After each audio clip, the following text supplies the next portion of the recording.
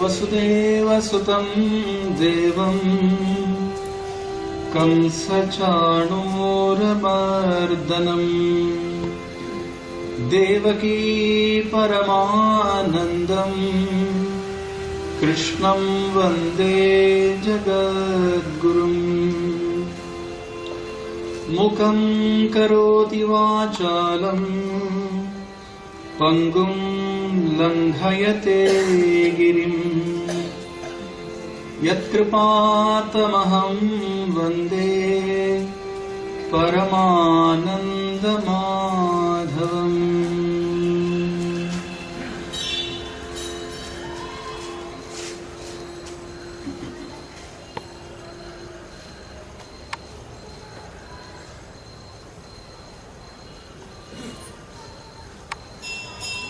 ದಿವ್ಯತ್ರಿಯರಲ್ಲಿ ವಂದಿಸುತ್ತಾ ಪರಮಪೂಜ್ಯರಾದಂತಹ ಶ್ರೀ ಸ್ವಾಮಿ ರಘುವೀರಾಂಜಿಯವರ ಪಾದಕಮಲಗಳಿಗೆ ನಮಿಸುತ್ತಾ ಇಲ್ಲಿ ನೆರೆದಿರುವಂತಹ ಎಲ್ಲ ಆತ್ಮೀಯ ಭಕ್ತರೇ,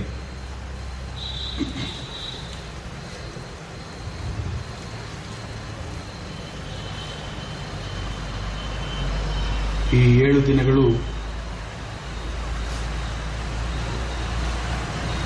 ಭಗವದ್ಗೀತೆಯ ದಿವ್ಯ ಸಂದೇಶವನ್ನ ಕುರಿತಾದಂತಹ ಈ ಉಪನ್ಯಾಸಗಳನ್ನು ನನ್ನ ಒಂದು ಆಲೋಚನೆ, ಚಿಂತನೆ, ಭಾವನೆ ಇದನ್ನ ಈ 7 ದಿನಗಳ ಕಾಲ ನಿಮ್ಮ ಮುಂದೆ ಇಡಲು ಇಷ್ಟಪಡುತ್ತೇನೆ. ಭಾರತ ಒಂದು ಪುಣ್ಯಭೂಮಿ. ಅನೇಕ ಸಾಧು ಸಂತರು, ಮಹಾತ್ಮರು ಈ ಭೂಮಿಯಲ್ಲಿ ನಲಿದಾಡಿ ನಡೆದಾಡಿ ಈ ಭೂಮಿಯನ್ನ ಪಾವನಗೊಳಿಸಿದ್ದಾರೆ. ಇಲ್ಲಿನ ಭವ್ಯ ಸಂಸ್ಕೃತಿ ಮತ್ತು ಭವ್ಯ ಆಧ್ಯಾತ್ಮಿಕ ಪರಂಪರೆ ಇದು ಇಡೀ ಜಗತ್ತಿಗೆ ಬೆಳಕನ್ನು ಕೊಡುವಂತಹ ಒಂದು ರಾಷ್ಟ್ರವನ್ನಾಗಿ ನಿರ್ಮಾಣವನ್ನ ಮಾಡಿದೆ. ಈ ಆಧ್ಯಾತ್ಮಿಕ ಪರಂಪರೆ ಏನಿದೆ, ಭಾರತೀಯ ಸಂಸ್ಕೃತಿ ಏನಿದೆ, ಅದು ಇಡೀ ಜಗತ್ತಿಗೆ ಭಾರತವನ್ನ ಗುರುವಿನ ಸ್ಥಾನದಲ್ಲಿ ಇಟ್ಟಿದೆ.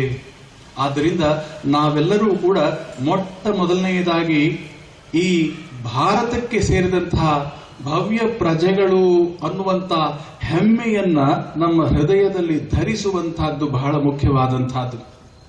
ಯಾಕೆ ಅಂತ ಹೇಳಿದ್ರೆ ಸ್ವಾಮಿ ವಿವೇಕಾನಂದ ಹೇಳ್ತಾರೆ, ಮನುಷ್ಯ ಮುಕ್ತಿಯನ್ನು ಹೊಂದಬೇಕಾದರೆ, ಬಂಧನದಿಂದ ಪಾರಾಗಬೇಕಾದರೆ, ಆಧ್ಯಾತ್ಮಿಕವಾಗಿ ಏನಾದರೂ ಸಾಧಿಸಬೇಕಾದರೆ ಆತ ಭಾರತದಲ್ಲಿಯೇ ಹುಟ್ಟಿ ಬರಬೇಕು ಅಂತ ಹೇಳಿ ಸ್ವಾಮಿ ವಿವೇಕಾನಂದ ಹೇಳ್ತಾರೆ, ಯಾವಾಗ ಭಾರತದಲ್ಲಿ ಆಧ್ಯಾತ್ಮಿಕ ಪರಂಪರೆ ನಾಶವಾಗುತ್ತದೆಯೋ, ಇಲ್ಲಿನ ಸಂಸ್ಕೃತಿ ನಾಶವಾಗುತ್ತದೆಯೋ, ಆಗ ಇಡೀ ಜಗತ್ತಿನಲ್ಲಿ ಕತ್ತಲು ಆವರಿಸುತ್ತದೆ. ಆದ್ದರಿಂದ ನಾವು ಭಾವಿಸಬೇಕು, ನಮ್ಮ ಪ್ರತಿಯೊಬ್ಬರ ಮೇಲೂ ಕೂಡ ಎಷ್ಟು ಜವಾಬ್ದಾರಿ ಇದೆ ಅಂತ ಹೇಳಿ. 1893 ಸೆಪ್ಟೆಂಬರ್ 11ನೇ ತಾರೀಕಿನಂದು ಶಿಕಾಗೋದಲ್ಲಿ ವಿಶ್ವಧರ್ಮ ಸಮ್ಮೇಳನ ಏರ್ಪಟ್ಟಿತು. ಆ ಸಮ್ಮೇಳನ ಏರ್ಪಟ್ಟಿದ್ಯಾಕೆ ಅಂತ ಹೇಳಿದ್ರೆ, ಇಡೀ ಜಗತ್ತಿನಲ್ಲಿ ಕ್ರಿಶ್ಚಿಯನ್ ಧರ್ಮವೇ ಅತ್ಯಂತ ಉನ್ನತವಾದಂತಹ ಶ್ರೇಷ್ಠವಾದಂತಹ ಧರ್ಮ ಅಂತ ಹೇಳಿ ಸಾಬೀತು ಮಾಡಬೇಕು ಅಂತ ಹೇಳಿ ಆ ಒಂದು ಸಮ್ಮೇಳನವನ್ನು ಆಯೋಜಿಸಲಾಯಿತು. ಆದರೆ ಭಗವಂತನ ಉದ್ದೇಶವೇ ಬೇರೆಯಾಗಿತ್ತು. ಏನದು? ಅವತ್ತಿನ ದಿವಸ ಸೆಪ್ಟೆಂಬರ್ 11ನೇ ತಾರೀಕಂದ್ರು ಸ್ವಾಮಿ ವಿವೇಕಾನಂದರು ಆ ವೇದಿಕೆಯ ಮೇಲೆ ನಿಂತು ಮಾತನಾಡಿದಾಗ ಆ ಎಲ್ಲ ಯೋಜನೆಗಳು ಕೂಡ ವಿಫಲವಾಗಿ ಹೋಯಿತು. ಏನೊಂದು ಆಶ್ಚರ್ಯ ಅಂತ ಹೇಳಿದ್ರೆ, ಆ ವೇದಿಕೆಯ ನಿರ್ಮಾಣವಾದದ್ದೇ ಸ್ವಾಮಿ ವಿವೇಕಾನಂದರಿಗೋ ಅಥವಾ ಆ ವೇದಿಕೆ ನಿರ್ಮಾಣವಾದದ್ದೇ ಭಾರತೀಯ ಸಂಸ್ಕೃತಿಯನ್ನ, ಭಾರತೀಯ ಆಧ್ಯಾತ್ಮಿಕ ದೃಷ್ಟಿಯನ್ನ, ಆಧ್ಯಾತ್ಮಿಕತೆಯನ್ನ ಪ್ರಸಾರ ಮಾಡಲಿಕ್ಕಾಗಿಯೇ ಇರಬಹುದು ಅನ್ನುವಂತಹ ಒಂದು ರೀತಿಯಲ್ಲಿ ಆ ವೇದಿಕೆ ನಿರ್ಮಾಣವಾಗಿತ್ತು. ಸ್ವಾಮಿ ವಿವೇಕಾನಂದರು ಭಾರತದಿಂದ ಹೊರಡುವ ಮುನ್ನ ಅವರ ಸೋದರ ಸನ್ಯಾಸಿಗಳಾದಂತಹ ಸ್ವಾಮಿ ತುರಿಯಾನಂದರಿಗೆ ಒಂದು ಮಾತನ್ನು ಹೇಳ್ತಾರೆ, ಹರಿ ಭಾಯ್, ಆ ವೇದಿಕೆ ಏನ್ ನಿರ್ಮಾಣ ಆಗ್ತಾ ಇದೆ, ಅಲ್ಲಿ ಏನು ಸಜ್ಜುಗೊಳ್ತಾ ಇದೆ, ಅದೆಲ್ಲವೂ ಕೂಡ ನನಗಾಗಿ ಅಂತಂದ್ರೆ ಏನು, ಸ್ವಾಮಿ ವಿವೇಕಾನಂದರು ಒಬ್ಬ ವ್ಯಕ್ತಿಯಾಗಿರಲಿಲ್ಲ, ಬದಲಾಗಿ ಒಬ್ಬ ಶಕ್ತಿಯಾಗಿದ್ರು ಅಂತಂದ್ರೆ ಏನರ್ಥ ಅಂತ ಹೇಳಿದ್ರೆ 3000 ವರ್ಷಗಳ ಆಧ್ಯಾತ್ಮಿಕ ಪರಂಪರೆ ಏನಿತ್ತು, ಭಾರತೀಯ ಪರಂಪರೆ, ಆಧ್ಯಾತ್ಮಿಕ ಪರಂಪರೆ ಏನಿತ್ತು, ಭವ್ಯ ಸಂಸ್ಕೃತಿ ಏನಿತ್ತು, ಆ ಸಂಸ್ಕೃತಿಯ ಪ್ರತಿನಿಧಿಯಾಗಿ ಮತ್ತು ಆಧ್ಯಾತ್ಮಿಕ ಪರಂಪರೆಯ ಪ್ರತಿನಿಧಿಯಾಗಿ ಪಾಶ್ಚಿಮಾತ್ಯರಿಗೆ ಭಾರತದ ಸಂದೇಶವನ್ನ ಕೊಡುವಂತಹ ಒಬ್ಬ ಭಾರತದ ಹೆಮ್ಮೆಯ ಪುತ್ರನಾಗಿ ಅಮೆರಿಕಾಗೆ ಹೋದರು. ಅಂದು ಸ್ವಾಮಿ ವಿವೇಕಾನಂದರು ಮೊಟ್ಟ ಮೊದಲು ಕೇವಲ 8 ನಿಮಿಷದ ಭಾಷಣದಿಂದಾಗಿ ಇಡೀ ಪಾಶ್ಚಿಮಾತ್ಯರ ಒಂದು ಜನಾಂಗದ ಮೇಲೆ ಎಂಥ ಒಂದು ಪ್ರಭಾವವನ್ನು ಬೀರಿದರು ಅಂತ ಹೇಳಿದ್ರೆ, ಆ ಉಪನ್ಯಾಸವನ್ನ ಕೇಳಿದ ಮೇಲೆ ಅಲ್ಲಿನ ಜನ ಭಾವಿಸಿದರು ಏನು ಅಂತ ಹೇಳಿದ್ರೆ, ಭಾರತವನ್ನ ನಾವು ಮೂಢನಂಬಿಕೆಗಳ ರಾಷ್ಟ್ರ, ಹಾವಾಡಿಗ ರಾಷ್ಟ್ರ ಅಂತ ಹೇಳಿ ಇಲ್ಲಿವರೆಗೂ ಕೂಡ ಭಾವಿಸಿದ್ವು. ಆದರೆ ಸ್ವಾಮಿ ವಿವೇಕಾನಂದರಂತಹ ಗುರುಗಳು, ಆ ಸ್ವಾಮಿ ವಿವೇಕಾನಂದರಂತಹ ಮಹಾತ್ಮರು ಭಾರತದಲ್ಲಿ ಇನ್ನೂ ಇದ್ದ ಪಕ್ಷದಲ್ಲಿ ಅವರೆಲ್ಲರನ್ನೂ ಕೂಡ ಅಮೆರಿಕಾಗೆ ಕರೆಸಿಕೊಂಡು ಅವರ ಪದತಲದಲ್ಲಿ ನಾವು ಪಾಠವನ್ನ ಕಲಿಯುವಂತಾಗಬೇಕು ಅನ್ನುವಂತಹ ಅಭಿಪ್ರಾಯವನ್ನ ವ್ಯಕ್ತಪಡಿಸಿದರು. ಆ ಉಪನ್ಯಾಸ 8 ನಿಮಿಷ, ಕೇವಲ 8 ನಿಮಿಷದ ಉಪನ್ಯಾಸ ಎಂಥ ಒಂದು ಪ್ರಭಾವವನ್ನು ಬೀರಿತು. ಮೊದಲು ಸ್ವಾಮಿ ವಿವೇಕಾನಂದರು ಉಚ್ಚರಿಸಿದಂತಹ 2 ಶಬ್ದಗಳು ಅಮೆರಿಕದ ಸೋದರ ಸೋದರಿಯರೇ. ಅಮೆರಿಕದ ಸೋದರ ಸೋದರಿಯರೇ ಅಂತ ಹೇಳಿದ ತಕ್ಷಣವೇ ಸುಮಾರು 7,000 ಜನ 2 ನಿಮಿಷಗಳ ಕರತಾಡನ ಮಾಡಿದರು. ಎಂಥ ಒಂದು ಅದ್ಭುತವಾದಂತಹ ಪ್ರಭಾವವಾಯಿತು ಅಂತ ಹೇಳಿದ್ರೆ, ಅಲ್ಲಿ ಕುಳಿತಿದ್ದಂತಹ ಜನರಿಗೆ ತಾವು ಯಾಕೆ ಚಪ್ಪಾಳಿಯನ್ನು ಹೊಡೆಯುತ್ತಿದ್ದೇವೆ, ತಾವು ಆ ಕೇವಲ 2 ಶಬ್ದಗಳಿಂದ ಯಾಕೆ ಪ್ರಭಾವಗೊಂಡಿದ್ದೇವೆ ಅಂತ ಹೇಳಿ ಅವರಿಗೆ ಯಾರಿಗೂ ಕೂಡ ಗೊತ್ತಿರಲಿಲ್ಲ. ಸ್ವಯಂ ಸ್ವಾಮಿ ವಿವೇಕಾನಂದರಿಗೆ ಗೊತ್ತಾಗಲಿಲ್ಲ ತಾವು ಇಂಥ ಒಂದು ಈ 2 ಮಾತುಗಳಲ್ಲಿ ಯಾಕಂತ ಪ್ರಭಾವ ಆಯಿತು ಅಂತ ಹೇಳಿ. ಸಿಸ್ಟರ್ ಗಾರ್ಗಿ ಅಂತಕ್ಕಂಥವಳು ಹೇಳ್ತಾಳೆ, ಈ ಒಂದು ಸಂದರ್ಭವನ್ನ ವಿಮರ್ಶೆ ಮಾಡುತ್ತಾ ಹೇಳ್ತಾಳೆ, ಬೆಳಗಿನಿಂದ ಮಧ್ಯಾಹ್ನದವರೆಗೂ ಕೂಡ ಅನೇಕ ಉಪನ್ಯಾಸಕರು ಭಾಷಣ ಮಾಡಿದಂಥವರು ಸೋದರ ಸೋದರಿಯರೇ ಅಂತ ಹೇಳಿದ್ರು. ಅದಾಗಲೇ ಭ್ರಾತೃತ್ವದ ಭಾವನೆಯನ್ನ ಸ್ವಾಮಿ ವಿವೇಕಾನಂದರು ಅವರೇ ಏನು ಮೊದಲಿಗರಾಗಿರ್ಲಿಲ್ಲ, ಎಷ್ಟೋ ಜನ ಹೇಳಿದ್ರು ಕೂಡ ಕೇವಲ ಸೋದರ ಸೋದರಿಯರೇ ಅಂತ ಹೇಳಿದ ಆ ಕ್ಷಣವೇ ಎಂಥ ಒಂದು ಪ್ರಭಾವ ಆಯ್ತಲ್ಲ, ಯಾಕೆ ಸ್ವಾಮಿ ವಿವೇಕಾನಂದರು ಹೇಳಿದಾಕ್ಷಣ ಅಂತ ಪ್ರಭಾವ ಆಯ್ತಲ್ಲ ಯಾಕೆ ಅಂತ ಕೇಳಿದಾಗ, ಸ್ವಾಮಿ ವಿವೇಕಾನಂದರು ಮಾತನಾಡಿದ್ದು ಒಬ್ಬ ವ್ಯಕ್ತಿಯಾಗಿ ಅಲ್ಲ, ನಾನಾಗಲೇ ಹೇಳಿದೆ, ಆಧ್ಯಾತ್ಮಿಕ ಪರಂಪರೆಯೇ, ಸಂಸ್ಕೃತಿಯೇ ಮಾತನಾಡಿತು. ಭಾರತ ಅನ್ನುವಂತಹದ್ದು ಒಂದು ಭವ್ಯ ರಾಷ್ಟ್ರ ಯಾಕೆ ಅಂತ ಹೇಳಿದ್ರೆ, ಇಲ್ಲಿನ ಋಷಿಗಳು ಮಹರ್ಷಿಗಳು ಎಂಥ ಪ್ರಾರ್ಥನೆಯನ್ನ ಮಾಡಿದ್ರು, ವಸುಧೈವ ಕುಟುಂಬಕಂ ಸರ್ವೇ ಜನ ಸುಖಿನೋ ಭವಂತು. ಇದೆಲ್ಲವನ್ನೂ ಕೂಡ ಪ್ರಾರ್ಥನೆಗಳನ್ನ ಅನಾದಿ ಕಾಲದಿಂದಲೂ ಕೂಡ ಮಹಾತ್ಮರು ಋಷಿಗಳು ಮಾಡುತ್ತಾ ಬಂದಿದ್ದಾರೆ. ಇಡೀ ಜಗತ್ತಿನಲ್ಲಿ ಇಡೀ ಭೂಮಂಡಲವೇ ನಮ್ಮದು, ನಾವೆಲ್ಲರೂ ಸೋದರ ಸೋದರಿಯರು ಅನ್ನುವಂತಹ ಆತ್ಮೀಯ ಭಾವನೆ ಭಾರತದ ಹೃದಯದಲ್ಲಿ ಅರಳಿ ಇಡೀ ಜಗತ್ತಿಗೆ ಪ್ರಸಾರವಾಗಿತ್ತು. ಬೇರೆಯವರು ಎಲ್ಲರೂ ಕೂಡ ತಮ್ಮ ನಾಲಿಗೆಯಿಂದ ಸೋದರ ಸೋದರಿಯರೇ ಅಂತ ಉಚ್ಚರಿಸಿದರೆ ವಿನ ಹೃದಯದಿಂದ ಬಂದಂಥದ್ದಲ್ಲ. ಆದರೆ ಸ್ವಾಮಿ ವಿವೇಕಾನಂದರು ಯಾವ ಒಂದು ಭಾವನೆಯಿಂದ ಉಚ್ಚರಿಸಿದರು, ಆತ್ಮಭಾವದಿಂದ ಬಂದಂತಹ ಶಬ್ದಗಳು, ಆತ್ಮ ಸಾಕ್ಷಾತ್ಕಾರದಿಂದ ಬಂದಂತಹ ಶಬ್ದಗಳು. ಒಬ್ಬ ಋಷಿ ಇಡೀ ಜನಾಂಗ ಪತನವನ್ನ ಹೊಂದುತ್ತಿರುವಂತಹದ್ದನ್ನ ಕಂಡು ಮರುಕಗೊಂಡು ಕಳಕಳಿಯಿಂದ ಅವರೆಲ್ಲರನ್ನೂ ಮೇಲೆತ್ತಬೇಕು ಅನ್ನುವಂತಹ ಕಳಕಳಿಯಿಂದ ಬಂದಂತಹ ಧ್ವನಿಯಿಂದಾಗಿ ಅಂತಹ ಪ್ರಭಾವ ಆಯಿತು. ಕೇವಲ ಶರೀರಗಳಿಗೆ ಅಲ್ಲಿ ಕುಳಿತಂತಹ ವ್ಯಕ್ತಿಗಳನ್ನು ಉದ್ದೇಶಿಸಿ ಮಾತನಾಡಿದ್ದಲ್ಲ ಸ್ವಾಮೀಜಿ, ಬದಲಾಗಿ ಯಾವ ಒಂದು ಆತ್ಮಶಕ್ತಿ ಚೈತನ್ಯ ಪ್ರತಿಯೊಬ್ಬರಲ್ಲಿ ಅಡಗಿದೆಯೋ ಆ ಚೈತನ್ಯವನ್ನ ಉದ್ದೇಶಿಸಿ, ಆ ಒಂದು ಆತ್ಮವನ್ನ ಉದ್ದೇಶಿಸಿ ಮಾತನಾಡಿದಾಗ ಎಲ್ಲರೂ ಕೂಡ ಸ್ತಬ್ಧರಾಗಿ ತಾವೇನು ಮಾಡುತ್ತಿದ್ದೇವೆ ಅನ್ನುವಂತಹ ಪರಿವೆಯೇ ಇಲ್ಲದೆ ಅಂತಹ ಒಂದು ಮೆಚ್ಚುಗೆಯನ್ನ ತೋರಿಸಿದರು. ಆ ಉಪನ್ಯಾಸವಾದ ಮೇಲೆ ಎಷ್ಟೋ ಜನ ತಾವು ಏನು ಮಾಡ್ತಿದ್ದೇವೆ ಅಂತ ಗೊತ್ತಾಗದೆ ಕೆಲವರು ಓಡಿ ಬಂದರು, ಕೆಲವರು ಸ್ವಾಮೀಜಿಯ ಕೈ ಕುಲುಕಿದರು, ಕೆಲವರು ತಮ್ಮ ಸ್ವಾಮಿ ವಿವೇಕಾನಂದರ ಕೋಟನ್ನು ಮುತ್ತಿಟ್ಟರು, ಕೆಲವರು ನಮಸ್ಕಾರ ಮಾಡಿದರು. ಎಷ್ಟೋ ಜನ ಅವರ ಕೈ ಕುಲುಕಿದಂತಹ ವ್ಯಕ್ತಿಗಳು ಒಂದು ವಾರದವರೆಗೆ ಕೈ ತೊಳ್ಕೊಳ್ಳೇ ಇಲ್ವಂತೆ. ಯಾಕೆ ಅಂತ ಹೇಳಿದ್ರೆ ಆ ಸ್ಪರ್ಶ, ಆ ದಿವ್ಯ ಸ್ಪರ್ಶ ಎಲ್ಲಿ ಕೈ ತೊಳ್ಕೊಂಡ್ರೆ ಕಳೆದು ಹೋಗ್ತದೋ ಅನ್ನುವಂತಹ ಭಾವನೆಯಿಂದಾಗಿ ಎಂಥ ಒಂದು ಪ್ರಭಾವ ಆಗಿರಬೇಕು ನೀವು ಆಲೋಚಿಸಬೇಕು. ಬೆಂಗಳೂರು ರಾಮಕೃಷ್ಣಾಶ್ರಮದಲ್ಲಿ ನಾವು ಪೂಜ್ಯ ಗುರುಗಳಾದಂತಹ ಸ್ವಾಮಿ ಪುರುಷೋತ್ತಮಾಂಜಿ ಮಹಾರಾಜ್ ಇದ್ದಾಗ ಅಲ್ಲಿ ಮಿಸ್ಟರ್ ಬ್ರೌನ್ ಅಂತಕ್ಕಂಥ ಒಬ್ಬ ಅಮೆರಿಕನ್ ಆಶ್ರಮಕ್ಕೆ ಬರ್ತಾ ಇದ್ದರಂತೆ. ಅವರು ಸ್ವಾಮಿ ವಿವೇಕಾನಂದರ ಉಪನ್ಯಾಸಗಳನ್ನ ಕೇಳಿದವರು. ಆ ಬ್ರೌನ್ ಅನ್ನವರಿಗೆ ಈ ಎಲ್ಲ ಆಶ್ರಮದ ಬ್ರಹ್ಮಚಾರಿಗಳು, ರಾಮಕೃಷ್ಣ ಬೆಂಗಳೂರು ಆಶ್ರಮದ ಬ್ರಹ್ಮಚಾರಿಗಳು ಕೇಳಿದರಂತೆ, ಮಿಸ್ಟರ್ ಬ್ರೌನ್, ನೀವು ವಿವೇಕಾನಂದರ ಉಪನ್ಯಾಸಗಳನ್ನ ಕೇಳಿದ್ದೀರಿ, ವಿವೇಕಾನಂದರನ್ನ ನೋಡಿದ್ದೀರಿ, ನಿಮಗೆ ಅವರ ಬಗ್ಗೆ ಏನು ಅನಿಸ್ತದೆ, ಅವರ ಕುರಿತಾಗಿ ನಿಮ್ಮ ಭಾವನೆ ಏನು ಅಂತ ಕೇಳಿದಾಗ ಮಿಸ್ಟರ್ ಬ್ರೌನ್ ಕಣ್ಣಿನಲ್ಲಿ ನೀರನ್ನ ತುಂಬಿಕೊಂಡು ಮೈನಲ್ಲಿ ರೋಮಾಂಚನವಾಗ್ತಾ ಇದೆ ಹೇಳಿದ್ರಂತೆ, have you seen a lion? ನೀವು ಒಂದು ಸಿಂಹವನ್ನ ನೋಡಿದ್ದೀರಾ? Of course in a zoo ಅಂತ ಹೇಳಿದ್ರಂತೆ. ಇವರೆಲ್ಲರೂ ಕೂಡ ಹೌದು, ಮೃಗಾಲಯದಲ್ಲಿ ನೋಡಿದ್ದೇವೆ. But I have shaken hands with a lion. ನಾನು ಒಂದು ಸಿಂಹದ ಕೈ ಕುಲುಕಿದ್ದೇನೆ ಅಂತ ಹೇಳಿದ್ರಂತೆ. ಅಂಥ ಪ್ರಭಾವ ಸುಮಾರು 40-50 ವರ್ಷಗಳಾದ ಮೇಲೂ ಕೂಡ ಆ ಪ್ರಭಾವ ಅವರ ನರನಾಡಿಗಳಲ್ಲಿ ಇತ್ತು.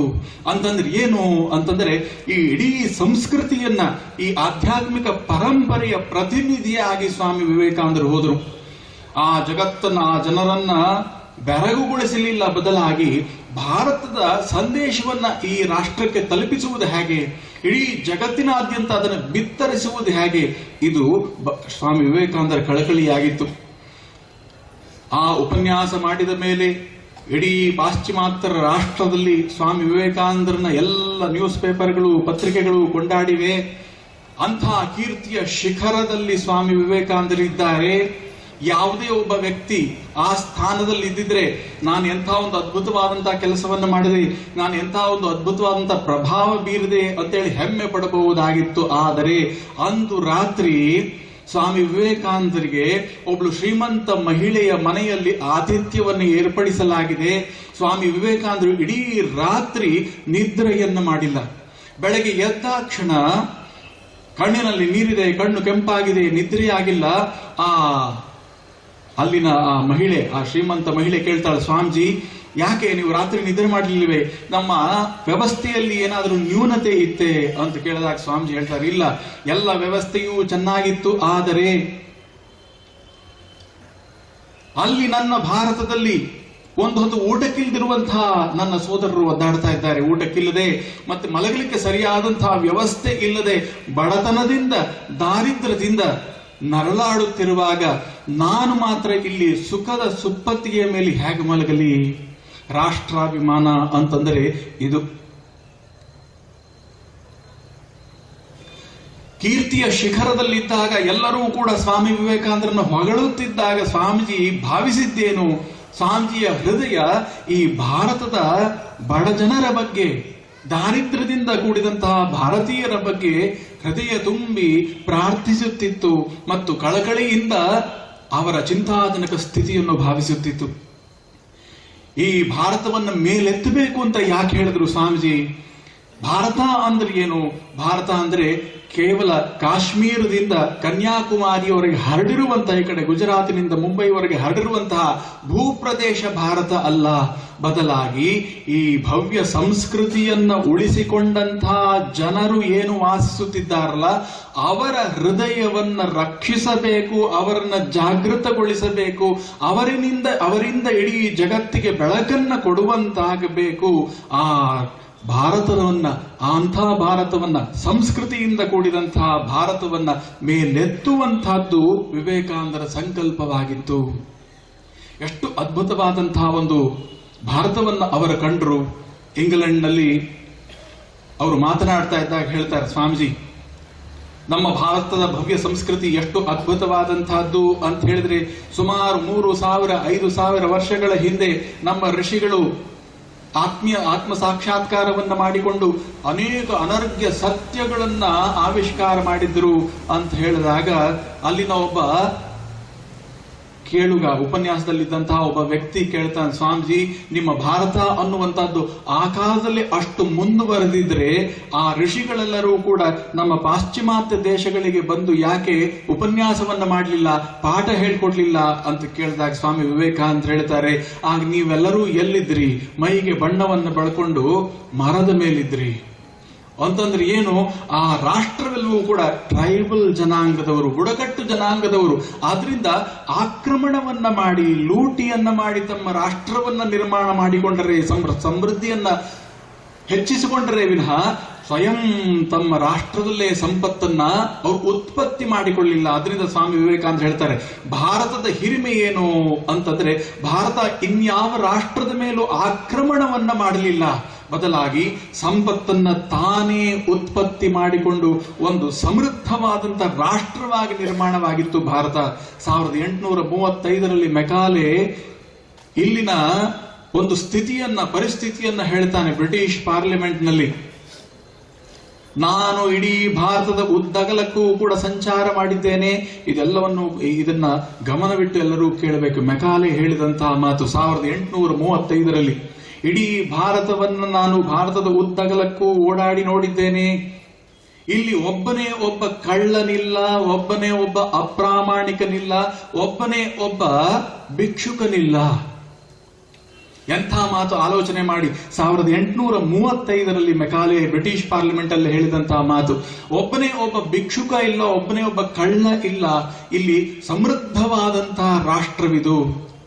ಎಂತಹ ಪರಿಸ್ಥಿತಿ ಇತ್ತು ಆಲೋಚನೆ ಮಾಡಿ ಭಾರತದ್ದು 1835ರಲ್ಲಿ.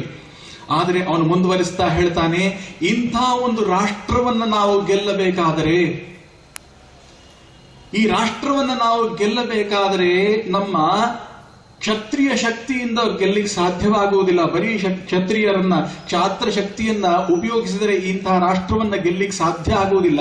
ಬದಲಾಗಿ ಈ ಭಾರತಕ್ಕೆ ಇಂತಹ ಭವ್ಯ ಸ್ಥಿತಿಯನ್ನ ತಂದುಕೊಟ್ಟಂತಹ ಸಂಸ್ಕೃತಿ ಏನಿದೆ, ಆಧ್ಯಾತ್ಮಿಕತೆ ಏನಿದೆ, ಅದರ ಬೆನ್ನೆಲುಬನ್ನ ಮುರಿದಾಗ, ಸಂಸ್ಕೃತಿಯನ್ನ ನಾಶ ಮಾಡಿದಾಗ, ಇವರ ಆಧ್ಯಾತ್ಮಿಕತೆಯನ್ನ ನಾಶ ಮಾಡಿದಾಗ, ಒಂದು ಹೊಸ ವಿದ್ಯಾಭ್ಯಾಸದ ರೀತಿಯನ್ನ ಅಳವಡಿಸಿದಾಗ, ಎಂತಹ ವಿದ್ಯಾಭ್ಯಾಸದ ರೀತಿಯ ಅಳವಡಿಸಬೇಕು?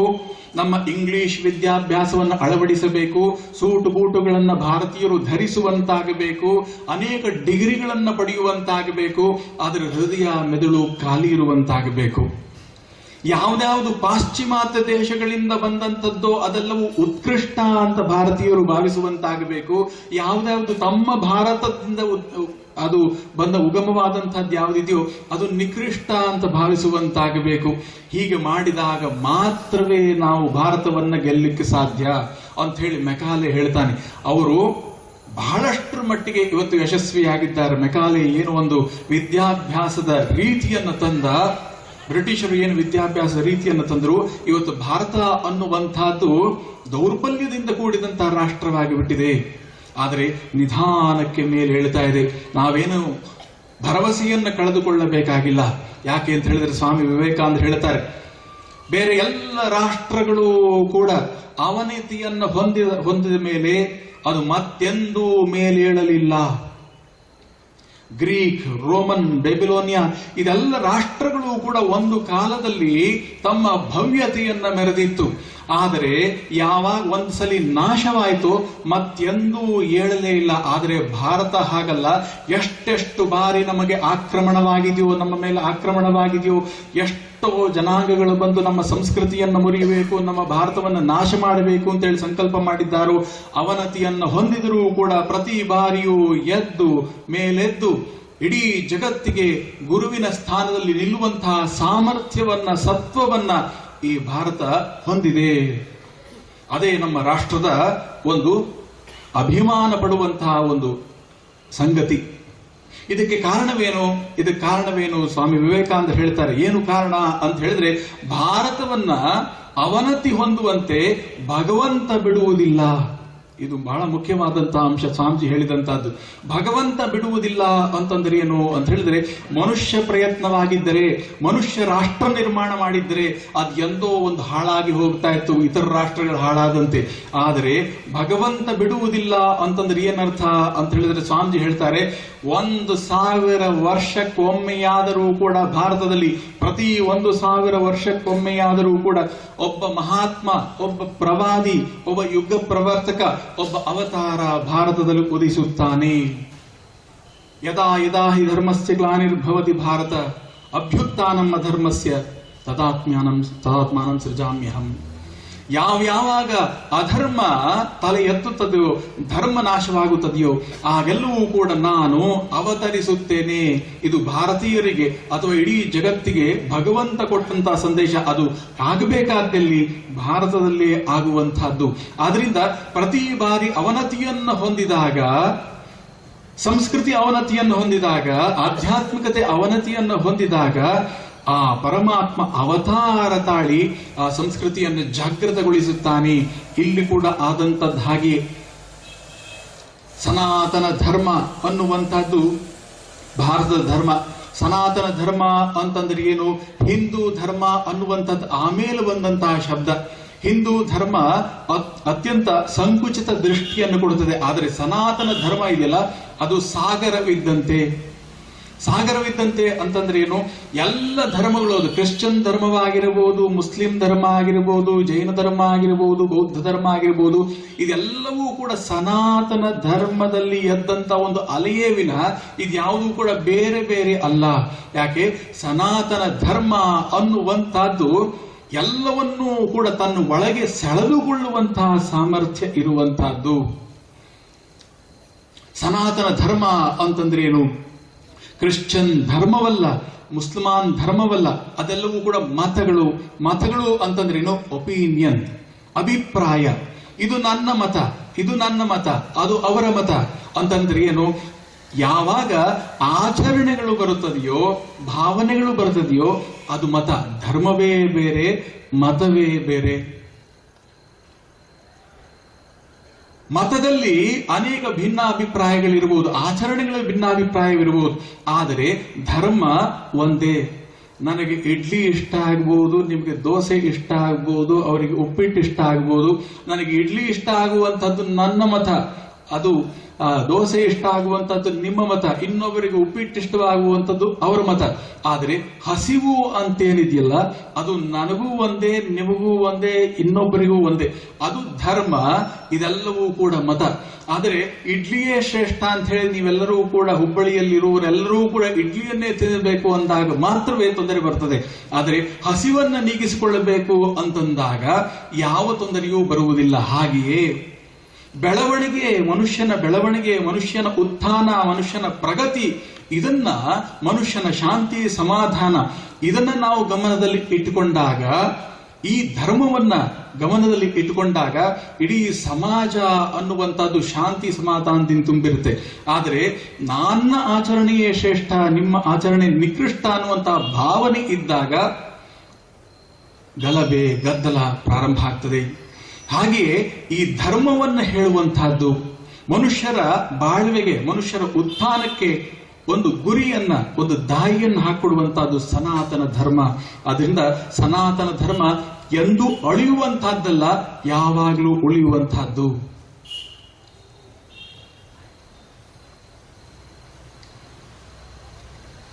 ನಾನು ಆಗ್ಲೇ ಹೇಳಿದೆ, 1835ರಲ್ಲಿ ಮೆಕಾಲೆ ಇಂಥ ಒಂದು ವಿದ್ಯಾಭ್ಯಾಸ ರೀತಿಯನ್ನು ತರಬೇಕು ಅಂತ ಹೇಳಿ ಸಂಕಲ್ಪ ಮಾಡದ ಅಂತ ಹೇಳಿ. ಬ್ರಿಟಿಷರು ಏನು ಭಾವಿಸಿದ್ರು, ಕ್ರಿಶ್ಚಿಯನ್ರು ಏನು ಭಾವಿಸಿದ್ರು, ಬಿಳಿಯ ಜನ ಏನು ಭಾವಿಸಿದ್ರು ಅಂತ ಹೇಳಿದ್ರೆ, ಎಲ್ಲಿ ಅವರು ಕಾಲಿಟ್ಟಿದ್ದಾರಲ್ಲ, ಅಮೆರಿಕದ ಇತಿಹಾಸವನ್ನ ಕಂಡಾಗ ರೆಡ್ ಇಂಡಿಯನ್ಸ್ ಆಗ್ಬೋದು, ಮೆಕ್ಸಿಕನ್ಸ್ ಆಗ್ಬೋದು, ಇನ್ಕಾಸ್ ಅಂತಕ್ಕಂತಹ ಅನೇಕ ಜನಾಂಗಗಳು ಮೊದಲು ಬ್ರಿಟಿಷರು ಹೋಗ್ಲಿಕ್ಕಿಂತ ಮುಂಚೆ, ಬಿಳಿಯರು ಹೋಗ್ಲಿಕ್ಕಿಂತ ಮುಂಚೆ ಅಲ್ಲಿ ಇದ್ರು. ಯಾವಾಗ ಈ ಬಿಳಿಯರು ಹೋದ್ರು, ಕ್ರಿಶ್ಚಿಯನ್ರು ಹೋದ್ರು, ಅವರೆಲ್ಲರೂ ನಾಶವಾಗಿ ಬಿಳಿಯರ ಒಂದು ಪ್ರಾಧಾನ್ಯತೆ ಅಲ್ಲಿ ಉಂಟಾಯಿತು. ಹಾಗೆಯೇ ಭಾರತವನ್ನು ಭಾವಿಸಿದ್ರು. ನಾವು ಭಾರತವನ್ನ ಆಕ್ರಮಿಸಿದ ಮೇಲೆ, ಭಾರತವನ್ನು ನಾವು ಪ್ರವೇಶಿಸಿದ ಮೇಲೆ ಭಾರತೀಯ ಜನಾಂಗ, ಭಾರತೀಯ ಸಂಸ್ಕೃತಿ ಅಳಿದು ಹೋಗ್ತದೆ ಅಂತ ಹೇಳಿ. ಆದ್ರೆ ಇಲ್ಲಿ ಹಾಗಾಗಲಿಲ್ಲ. 1835ರಲ್ಲಿ ಮೆಕಾಲೆ ಕೊಟ್ಟಂತಹ ಒಂದು ವಿವರಣೆ ಇದೆ ಬ್ರಿಟಿಷ್ ಪಾರ್ಲಿಮೆಂಟ್ ಅಲ್ಲಿ. 1836ರಲ್ಲಿ ಶ್ರೀರಾಮಕೃಷ್ಣರ ಜನನವಾಯಿತು. ಶ್ರೀರಾಮಕೃಷ್ಣರ ಜನನವಾಯಿತು ಭಾರತದಲ್ಲಿ. ಎಲ್ಲಿ ಆಯಿತು? ಒಂದು ಬಂಗಾಳದ ಕುಗ್ರಾಮವಾದಂತಹ ಕಾಮಾರಪುಕುರದಲ್ಲಿ ಆಯಿತು. ನೋಡಿ, ಇಲ್ಲಿ ಒಂದು ಪಾಶ್ಚಿಮಾತ್ಯರ ಒಂದು ಪ್ರಭಾವವನ್ನು ತರಬೇಕು ಅಂತ ಹೇಳಿ ಇವರೆಲ್ಲರೂ ಬ್ರಿಟಿಷರು ಸಂಕಲ್ಪ ಮಾಡಿದಾಗ ಬಂಗಾಳದಲ್ಲಿಯೇ ರಾಮಕೃಷ್ಣರ ಜನನವಾಯಿತು. ಬಂಗಾಳ ಅನ್ನುವಂತಹದ್ದು ಬ್ರಿಟಿಷರ ರಾಜಧಾನಿಯಾಗಿದ್ದಂತಹ ಕಾಲ ಮತ್ತು ಪಾಶ್ಚಿಮಾತ್ಯ ಸಂಸ್ಕೃತಿ ಭಾರತವನ್ನ ಪ್ರವೇಶ ಮಾಡುತ್ತಿದ್ದಂತಹ ಒಂದು ಜಾಗ ಬಂಗಾಳದಲ್ಲಿ ಪಾಶ್ಚಿಮಾತ್ಯರ ಪ್ರಭಾವ ಆಗತಾನ ಪ್ರವೇಶ ಮಾಡಿ ಬ್ರಿಟಿಷರ ರಾಜಧಾನಿ. ಅಂಥ ಒಂದು ಜಾಗದಲ್ಲಿಯೇ ಶ್ರೀರಾಮಕೃಷ್ಣರು ಹುಟ್ಟಿದ್ದಲ್ಲಿ ಕುಗ್ರಾಮವಾದಂತಹ ಕಾಮಾರಪುಕುರದಲ್ಲಿ, ಕಲ್ಕತ್ತಾದಿಂದ 60 ಮೈಲಿ ದೂರವಾದಂತಹ ಕಾಮಾರಪುಕುರದಲ್ಲಿ ಹುಟ್ಟಿದರು. ಹೇಗೆ ಹುಟ್ಟಿದರು? ಭಾರತೀಯ ಸಂಸ್ಕೃತಿಯನ್ನ ಪ್ರತಿಯೊಂದು ಹೆಜ್ಜೆಯಲ್ಲೂ, ಪ್ರತಿಯೊಂದು ಸ್ತರದಲ್ಲೂ ಕೂಡ ಭಾರತೀಯ ಸಂಸ್ಕೃತಿ ಅಂದ್ರೆ ಏನು, ಭಾರತೀಯ ಆಧ್ಯಾತ್ಮಿಕ ಪರಂಪರೆ ಅಂತಂದ್ರೆ ಏನು, ಇದನ್ನ ಅನುಷ್ಠಾನ ಮಾಡುತ್ತಾ ಬಂದರು. ಅಂದ್ರೆ ಏನು? ಆ ಸಂಸ್ಕೃತಿ ಹೇಗೆ ಉಗಮ ಆಗ್ತದೆ, ನಮ್ಮ ಒಂದು ಶಿಕ್ಷಣ ಹೇಗೆ ಉಗಮ ಆಗ್ತದೆ. ಸ್ವಾಮಿ ವಿವೇಕಾನಂದ ಹೇಳ್ತಾರೆ, ಈ ಶಿಕ್ಷಣ ಉಗಮವಾಗುವುದು ಎಲ್ಲಿಂದ ಅಂತಂದ್ರೆ ಮಗು ತಾಯಿಯ ಗರ್ಭದಲ್ಲಿ ಇದ್ದಾಗಲೇ ಶಿಕ್ಷಣ ಪ್ರಾರಂಭವಾಗ್ತದೆ. ಶ್ರೀರಾಮಕೃಷ್ಣರು ಹುಟ್ಟಿದ್ದು ಯಾವ ರೀತಿಯಲ್ಲಿ? ಸ್ವಾಮೀಜಿ ಹೇಳ್ತಾರೆ, ಆರ್ಯರು, ಭಾರತೀಯರನ್ನ ಆರ್ಯರು ಅಂತ ಕರೀತಾರೆ. ಆರ್ಯರು ಅಂತಂದ್ರೆ ಏನು? ಅತ್ಯಂತ ಉತ್ಕೃಷ್ಟವಾದಂತಹ ಜನಾಂಗ ಅಂತ ಹೇಳಿ. ಆರ್ಯರು ಉತ್ಕೃಷ್ಟವಾದಂತಹ ಜನಾಂಗ. ಈ ಉತ್ಕೃಷ್ಟವಾದಂತಹ ಜನಾಂಗ ಹೇಗೆ ಬಂತು? ಅವ್ರು ಹೇಗೆ ಭೂಮಿಗೆ ಇಳಿದರು? ಅದಕ್ಕೆ ಹಿಂದೆ ತಪಸ್ಸು ಇದೆ. ಭಾರತೀಯರು ಸುಮ್ಮನೆ ಯಾವುದನ್ನೂ ಕೂಡ ಬೇಕಾಬಿಟ್ಟಿ ಮಾಡಲಿಲ್ಲ. ಬದಲಾಗಿ ಪ್ರತಿಯೊಂದು ಕಾರ್ಯದ ಹಿಂದೆಯೂ ತಪಸ್ಸು ಇದೆ. ಪ್ರತಿಯೊಂದು ಕಾರ್ಯದ ಹಿಂದೆಯೂ ಅದ್ಭುತವಾದಂತಹ ಚಿಂತನೆ, ಧ್ಯಾನ, ಆಲೋಚನೆ ಇದೆ. ಕೇವಲ ಸ್ವಾರ್ಥ ದೃಷ್ಟಿಯಿಂದ ಆಲೋಚನೆ ಮಾಡಿ ರಚನೆ ಮಾಡಿದಂತಹ ಒಂದು ಸಮಾಜದ ವ್ಯವಸ್ಥೆಯಲ್ಲ, ಮನೆಯ ವ್ಯವಸ್ಥೆಯಲ್ಲ, ಕುಟುಂಬದ ವ್ಯವಸ್ಥೆಯಲ್ಲ, ದೇಶದ ವ್ಯವಸ್ಥೆಯಲ್ಲ. ಪ್ರತಿಯೊಂದು ಹಿಂದೆಯೂ ಕೂಡ ಸಾಧನೆ ಇದೆ, ತಪಸ್ಸಿದೆ. ಸ್ವಾಮಿ ವಿವೇಕಾನಂದ ಹೇಳ್ತಾರೆ, ಯಾರು ಆರ್ಯ, ಯಾರು ಪ್ರಾರ್ಥನೆಯಿಂದ, ತಪಸ್ಸಿನಿಂದ ಹುಟ್ಟಿದರೋ ಅವರು ಆರ್ಯರು. ಭಾರತೀಯರಲ್ಲಿ ಯಾರೇ ನೀವು ಮಹಾತ್ಮರ ಜೀವನವನ್ನ ನೀವು ತೆಗೆದುಕೊಂಡು ಅಧ್ಯಯನ ಮಾಡಿದಾಗಲೂ ಕೂಡ ಗೊತ್ತಾಗ್ತದೆ, ಅವರ ತಂದೆ ತಾಯಿಯಂದರು ಅತ್ಯಂತ ಉನ್ನತ ಮಟ್ಟದ ಜೀವನವನ್ನ ನಡೆಸಿ ಪ್ರಾರ್ಥನೆ, ಸಾಧನೆ ಇದರ ಮೂಲಕ ಮಕ್ಕಳನ್ನ ಪಡೆದರು. ಅಲ್ಲಿಂದಲೇ ಪ್ರಾರಂಭವಾಗ್ತದೆ. ಎಂಥ ಜನಾಂಗವನ್ನು ಭಾರತೀಯರು ಕೊಟ್ಟರು. ಯಾಕೆ? ಅದು ತಮ್ಮ ಮಗುವಾಗಿ ಮಾತ್ರ ಇರುವಂತದ್ದಲ್ಲ. ನಾನು ಜಗತ್ತಿಗೆ ಕೊಡುತ್ತಿರುವಂತಹದ್ದು ಒಂದು ಶಿಶುವನ್ನಲ್ಲ, ಕೇವಲ ತನ್ನ ರಕ್ಷಣೆ, ತನ್ನ ಮನೆತನವನ್ನ ರಕ್ಷಣೆ ಮಾಡತಕ್ಕಂತ, ತನ್ನ ಮನೆತನದ ಗೌರವವನ್ನು ಹೆಚ್ಚಿಸ್ತಕ್ಕಂತ ಕೇವಲ ಶಿಶುವಲ್ಲ, ಬದಲಾಗಿ ಸಮಾಜಕ್ಕೆ, ಜಗತ್ತಿಗೆ ಬೆಳಕನ್ನು ಕೊಡುವಂತಹ ಒಂದು ಮಗುವಾಗಬೇಕು. ಒಂದು ಶಿಶುವನ್ನ ನಾನು ಜಗತ್ತಿಗೆ ಕೊಡಬೇಕು ಅನ್ನುವಂಥ ಜವಾಬ್ದಾರಿ ಭಾರತೀಯರಿಗೆ ಗೊತ್ತಿತ್ತು. ಆದ್ರಿಂದ ಕ್ಷುದಿರಾಮ ಮತ್ತು ಚಂದ್ರಮಣಿಯವರು ಎಂಥ ಸಾತ್ವಿಕ ವ್ಯಕ್ತಿಗಳು, ಸಾತ್ವಿಕ ಜೀವನವನ್ನು ನಡೆಸಿದವರು. ಶ್ರೀರಾಮಕೃಷ್ಣರು ಹುಟ್ಟಲಿಕ್ಕೆ ಮುಂಚೆ ಎಂತೆಂಥ ಆಧ್ಯಾತ್ಮಿಕ ಅನುಭವಗಳು ಅವರಿಗಾಯಿತು. ಅಂಥ ಉನ್ನತ ಸ್ಥಿತಿಯಲ್ಲಿದ್ದಾಗ, ಉನ್ನತ ಮಟ್ಟದಲ್ಲಿ ಇದ್ದಾಗ, ಮುಂದೆ ಗೀತೆಯ ಪ್ರವಚನವನ್ನು ನಾನು ತೆಗೆದುಕೊಂಡಾಗ ಇದರ ಬಗ್ಗೆ ವಿವರವಾಗಿ ನಾನು ಹೇಳ್ತೇನೆ. ಆದರೂ ಸಂಕ್ಷಿಪ್ತವಾಗಿ ಇವತ್ತು ಪ್ರವೇಶ ಮಾಡಬೇಕಾದ್ರೆ ಇದನ್ನೆಲ್ಲ ಹೇಳ್ತಾ ಇದ್ದೀನಿ. ಆ ಉನ್ನತ ಮನಸ್ಥಿತಿಯಲ್ಲ ಇದ್ದಾಗ ಶ್ರೀರಾಮಕೃಷ್ಣರ ಜನನವಾಯಿತು. ಯಾಕೆ ಅಂತ ಹೇಳಿದ್ರೆ ಇವತ್ತು ಸೈನ್ಸ್ ಕೂಡ ಒಪ್ಕೊಳ್ತಾ ಇದೆ. ಏನು ಅಂತ ಹೇಳಿದ್ರೆ, ಗರ್ಭದಲ್ಲಿರುವಂತಹ ಶಿಶು ಎಂಥ ಒಂದು ಸಂಸ್ಕಾರವನ್ನು ಪಡೆಯುತ್ತದೆ ಅಂತಂದ್ರೆ, ಆ ತಾಯಿ 9 ತಿಂಗಳ ಕಾಲ ಯಾವ ಒಂದು ಮನಸ್ಥಿತಿಯಲ್ಲಿ ಇರುತ್ತಾಳೆಯೋ, ಅವಳ ಸಂಸ್ಕಾರ ಯಾವ ರೀತಿಯಾಗಿರ್ತದೋ, ಅವಳ ಒಂದು ಮಾನಸಿಕ ಅವಸ್ಥೆ ಯಾವ ಮಟ್ಟದಲ್ಲಿರ್ತದೋ ಅಂಥ ಒಂದು ಶಿಶು ಜನನವಾಗ್ತದೆ. ಆ ತಾಯಿಯ ಸಂಸ್ಕಾರ ಶಿಶುವಿನ ಮೇಲೆ ಬೀಳ್ತದೆ. ಆದ್ರಿಂದ ತಾಯಿಯ ಜವಾಬ್ದಾರಿ ಎಷ್ಟು? ಆಲೋಚಿಸಬೇಕು. ಈ ರೀತಿಯಾಗಿ ಅಂತಹ ದಿವ್ಯ ಸ್ಥಿತಿಯಲ್ಲಿದ್ದಾಗ ಶ್ರೀರಾಮಕೃಷ್ಣರ ಜನನವಾಯಿತು. ಶ್ರೀರಾಮಕೃಷ್ಣರ ಜನನವಾದ ಮೇಲೆ ಯಾವ ರೀತಿಯಾಗಿ ಬೆಳೆದರು, ಯಾವ ಒಂದು ಸಂಸ್ಕಾರವನ್ನು ತಂದೆ ತಾಯಿಯಿಂದ ಪಡ್ಕೊಂಡ್ರು, ಪರಿಶುದ್ಧವಾದಂತಹ ಸಂಸ್ಕಾರವನ್ನು ಪಡೆದರು. ಇನ್ನೊಂದು ಮುಖ್ಯವಾದಂತಹ ಅಂಶ ಏನು ಅಂತ ಹೇಳಿದ್ರೆ, ಶಾಲೆಗೆ ಹೋಗಲಿಲ್ಲ ಅವರು. ಅಕ್ಷರಾಭ್ಯಾಸವನ್ನು ಕಲಿತರು ನಿಜ, ಆದರೆ ಶಾಲಾ ವಿದ್ಯಾಭ್ಯಾಸವನ್ನು ಮುಂದುವರಿಸಲಿಲ್ಲ. ಯಾಕೆ ಅಂತ ಹೇಳಿದ್ರೆ, ಶ್ರೀರಾಮಕೃಷ್ಣ ಹೇಳ್ತಾರೆ, ತುತ್ತಿನ ವಿದ್ಯೆ ನಾನೊಲ್ಲೆ, ತುತ್ತಿನ ವಿದ್ಯೆ ನಾನು ಒಲ್ಲೆ. ತುತ್ತಿನ ವಿದ್ಯೆ ಅಂದ್ರೇನು? ಕೇವಲ ಹೊಟ್ಟೆಪಾಡಿಗಾಗಿ ವಿದ್ಯೆಯನ್ನು ಕಲಿಯುವಂತಹದ್ದು ನಾನು ಒಲ್ಲೆ. ಬದಲಾಗಿ ಯಾವ ವಿದ್ಯೆಯಿಂದ ಇನ್ನು ಯಾವ ವಿದ್ಯೆಯನ್ನು ಕಲಿಯುವಂತಹದ್ದಿರುವುದಿಲ್ಲವೋ, ಇನ್ಯಾವ ವಿದ್ಯೆಯ ಅವಶ್ಯಕತೆ ಇರುವುದಿಲ್ಲವೋ, ಯಾವ ವಿದ್ಯೆಯಿಂದ ಮನುಷ್ಯ ಸ್ವಾವಲಂಬಿಯಾಗುತ್ತಾನೋ, ಯಾವ ವಿದ್ಯೆಯಿಂದ ಮನುಷ್ಯ ದುಃಖದಿಂದ ಪಾರಾಗುತ್ತಾನೋ, ಯಾವ ವಿದ್ಯೆಯಿಂದ ಸತ್ಯವನ್ನ ದರ್ಶನ ಮಾಡಿ ಸತ್ಯದಲ್ಲಿ ನೆಲೆ ನಿಂತು ಅವನು ನಿರ್ಭಯನಾಗುತ್ತಾನೋ, ಅಂಥ ವಿದ್ಯೆಯನ್ನು ನಾನು ಕಲಿಯಬೇಕು ಅಂತ ಹೇಳಿ ಹುಡುಗನಾದಂತಹ ಗದಾಧರ, ಶ್ರೀರಾಮಕೃಷ್ಣರ ಹಿಂದಿನ ಹೆಸರು ಗದಾಧರ, ಸಂಕಲ್ಪ ಮಾಡ್ತಾನೆ. ಆಲೋಚನೆ ಮಾಡಿ ನೋಡಿ, ಒಂದು ಕಡೆ ಭಾರತೀಯ ಸಂಸ್ಕೃತಿ ಯಾವ ರೀತಿಯಾಗಿದೆ ಅಂತೇಳಿ, ಭಾರತೀಯರು ಯಾವ ಒಂದು ವ್ಯವಸ್ಥೆಯನ್ನು ಮಾಡಿದರು ಅಂತಂದ್ರೆ, ಪ್ರತಿಯೊಬ್ಬರ ಮನುಷ್ಯನಲ್ಲೂ, ಸ್ವಾಮಿ ವಿವೇಕಾನಂದ ಹೇಳ್ತಾರೆ, ಪ್ರತಿಯೊಬ್ಬ ಮನುಷ್ಯನಲ್ಲೂ ಕೂಡ ಅನಂತವಾದ ಶಕ್ತಿ ಅಡಗಿದೆ, ಅನಂತವಾದಂತಹ ಜ್ಞಾನ ಅಡಗಿದೆ, ಅನಂತವಾದಂತಹ ಆನಂದ ಅಡಗಿದೆ. ಮನುಷ್ಯ ಹುಟ್ಟಿ ಬರುವುದೇ ಈ ಜ್ಞಾನವನ್ನು ಪಡೆಯಲಿಕ್ಕಾಗಿ, ಮನುಷ್ಯ ಹುಟ್ಟಿ ಬರುವುದೇ ಈ ಆನಂದವನ್ನು ಅನುಭವಿಸಲಿಕ್ಕಾಗಿ, ಈ ಶಕ್ತಿಯನ್ನು ಪಡೆದುಕೊಳ್ಳಲಿಕ್ಕಾಗಿ. ಆದ್ರಿಂದ ಈ ಬಂಧನದಿಂದ ಪಾರಾಗುವಂತಹದ್ದು ಮನುಷ್ಯನ ಗುರಿಯೇ ವಿನಃ ಇನ್ಯಾವ ರೀತಿಯಾಗಿಯೂ ಅಲ್ಲ. ಇಲ್ಲಿ ಬಂದು ಇನ್ನೇನೂ ಮಾಡಬೇಕಾದಂತಿಲ್ಲ. ಸ್ವಾಮಿ ವಿವೇಕಾನಂದ ಹೇಳ್ತಾರೆ, ಹಣವನ್ನು ಮನುಷ್ಯ ನಿರ್ಮಾಣ ಮಾಡಿದ್ನೋ, ಹಣವೇ ಮನುಷ್ಯನನ್ನು ನಿರ್ಮಾಣ ಮಾಡಿತು. ಪದವಿಗಳನ್ನು ಮನುಷ್ಯ ನಿರ್ಮಾಣ ಮಾಡಿದ್ನೋ, ಅಥವಾ ಪದವಿಗಳೇ ಮನುಷ್ಯನ ನಿರ್ಮಾಣ ಮಾಡಿತು. ಮನುಷ್ಯನೇ ಎಲ್ಲವನ್ನು ನಿರ್ಮಾಣ ಮಾಡಿದ್ದು. ಇಡೀ ಜಗತ್ತನ್ನ, ಸೃಷ್ಟಿಯನ್ನು ಮಾಡಿದಂಥವನು ಮನುಷ್ಯ. ಈ ಸೃಷ್ಟಿ ಇರುವಂತಹದ್ದು ಮನುಷ್ಯನಿಗಾಗಿ. ಇದನ್ನ ಸ್ವಾಮೀಜಿ ಹೇಳ್ತಾರೆ. ಅಂದ್ರೆ ಮನುಷ್ಯ ದೇವನಾಗಿ ಬೆಳಗಬಲ್ಲ, ತನ್ನ ಒಳಗಿರುವಂತಹ ದೈವತ್ವವನ್ನು ಪ್ರಕಟಗೊಳಿಸಿ ದೇವನಾಗಿ ಬೆಳಗಬಲ್ಲ. ಇದು ಭಾರತೀಯ ಸಂಸ್ಕೃತಿ. ಭಾರತೀಯರು ಹೀಗೆ ಆಲೋಚಿಸಲಿಕ್ಕೆ ಕಾರಣ ಏನು? ಪೂಜ್ಯ ಸ್ವಾಮಿ ರಂಗನಾಥ ಆಂಜಿ ಮಹಾರಾಜ್ ಒಂದ್ ಕಡೆ ಹೇಳ್ತಾರೆ, ಎಷ್ಟು ಚೆನ್ನಾಗಿದೆ ಅದು ಅಂತ ಹೇಳಿದ್ರೆ, ಭಾರತ ಆ ಕಾಲದಲ್ಲಿ ಎಂಥ ಒಂದು ಭಾರತದ ಪ್ರಕೃತಿ ಸೌಂದರ್ಯ ಪರಿಸ್ಥಿತಿ ಹೇಗಿತ್ತು ಅಂತ ಹೇಳಿದ್ರೆ, ಬುದ್ಧನ ಕಾಲದಲ್ಲಿ, ಕ್ರಿಸ್ತನಿಗಿಂತ ಮುಂಚೆ ಭವ್ಯ ಪರ್ವತಗಳಿಂದ ಕೂಡಿದಂತಹ, ನದಿ ಸಮುದ್ರಗಳಿಂದ, ಪ್ರಕೃತಿ ಸೌಂದರ್ಯಗಳಿಂದ, ಅರಣ್ಯದಿಂದ ಕೂಡಿದಂತಹ ಈ ಭವ್ಯ ಪ್ರಕೃತಿ ಏನಿತ್ತಲ್ಲ ಭಾರತದಲ್ಲಿ, ಆ ಪ್ರಕೃತಿ ಸೌಂದರ್ಯ ಮನುಷ್ಯನನ್ನ ಕಣ್ಣನ್ನ ಒಳಗೆ ತಿರುಗಿಸುವಂತೆ ಮಾಡಿತು. ಯಾವುದೇ ಒಂದು ರಮ್ಯ ಪ್ರದೇಶಕ್ಕೆ ಹೋದಾಗ, ನೀವು ಹಿಮಾಲಯಕ್ಕೆ ಹೋದಾಗ ನಿಮಗೆ ಅಲ್ಲಿ ಗದ್ದಲ ಮಾಡಬೇಕು ಅಂತ ಅನ್ಸುವುದಿಲ್ಲ, ಬದಲಾಗಿ ಧ್ಯಾನಕ್ಕೆ ಕೂಡಬೇಕು ಅಂತ ಅನಿಸ್ತದೆ. ಯಾವುದೋ ಒಂದು ಪ್ರಶಾಂತವಾದಂತಹ ಸ್ಥಳಕ್ಕೆ ಹೋದಾಗ ಗದ್ದಲ ಮಾಡಬೇಕು ಅಂತ ಅನ್ಸುವುದಿಲ್ಲ, ಧ್ಯಾನಕ್ಕೆ, ಆಳವಾದ ಚಿಂತನೆಗೆ ಮುಳುಗಬೇಕು ಅಂತ ಅನಿಸ್ತದೆ. ಇಡೀ ಭಾರತ ಅಂತಹ ಪ್ರಕೃತಿ ಸೌಂದರ್ಯದಿಂದ ಕೂಡಿತ್ತು.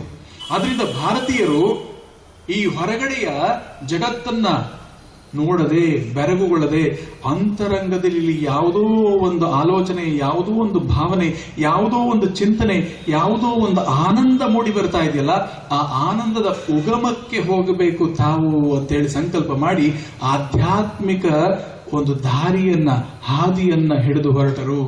ಆದ್ರಿಂದ ಆತ್ಮ ಸಾಕ್ಷಾತ್ಕಾರವಾಗ್ಲಿ, ಸತ್ಯ ಸಾಕ್ಷಾತ್ಕಾರವಾಗ್ಲಿ ಈ ಭಾರತೀಯ ಹೃದಯದಿಂದ ಒಡಮೂಡಿ ಬಂತು. ಅದನ್ನ ಮುಖ್ಯವಾದಂತಹ ಧ್ಯೇಯವಾಗಿ ಇಟ್ಟುಕೊಂಡು ಭಾರತೀಯರ ಸಮಾಜದ ವ್ಯವಸ್ಥೆಯಾಗಬಹುದು, ಮನುಷ್ಯ ಜೀವನವಾಗಬಹುದು ನಿರ್ಮಾಣವಾಗುತ್ತಾ ಬಂತು. ಇಲ್ಲಿ ಶ್ರೀರಾಮಕೃಷ್ಣರು ಕೂಡ ಅದನ್ನೇ ಸಂಕಲ್ಪ ಮಾಡಿದರು. ಯಾವ ಒಂದು ವಿದ್ಯೆಯನ್ನು ನಾನು ಪಡೆಯುವುದರಿಂದ ದುಃಖದಿಂದ ಪಾರಾಗಬಲ್ಲೆನೋ ಅಂತಹ ವಿದ್ಯೆಯನ್ನು ನಾನು ಪಡೆಯುತ್ತೇನೆ ಅಂತ ಹೇಳಿ ಓದಲೇ ಇಲ್ಲ. ಬದಲಾಗಿ ಒಂದು ಕಾಳಿ ದೇವಸ್ಥಾನದಲ್ಲಿ ಸಾಮಾನ್ಯ ಅರ್ಚಕನಾಗಿ ಪ್ರವೇಶ ಮಾಡಿದರು. ಅರ್ಚಕನಾಗಿ ಪ್ರವೇಶ ಮಾಡಿದ ಮೇಲೆ ಸಾಧನಾ ಜೀವನವನ್ನು, ಅದನ್ನೆಲ್ಲ ನಾನು ವಿವರವಾಗಿ ಹೇಳಲಿಕ್ಕೆ ಹೋಗುವುದಿಲ್ಲ, ಯಾಕೆಂದ್ರೆ ಭಗವದ್ಗೀತೆಯ ಉಪನ್ಯಾಸ. ಅದರಿಂದ ಮುಂದೆ ನಾಳೆಯಿಂದ ಭಗವದ್ಗೀತೆಯನ್ನು ತೆಗೆದುಕೊಳ್ತಾ ಇದ್ದೇನೆ. ಇಲ್ಲಿ ಆ ಪುನರುತ್ಥಾನ ಭಗವದ್ಗೀತೆಯನ್ನ ಸ್ವಾಮಿ ವಿವೇಕಾನಂದರು ಪುನರುಚ್ಚರಿಸಿದರು ಅಂತ ಹೇಳಲಿಕ್ಕಾಗಿ ಇದನ್ನೆಲ್ಲವನ್ನು ಹೇಳ್ತಾ ಇದ್ದೇನೆ.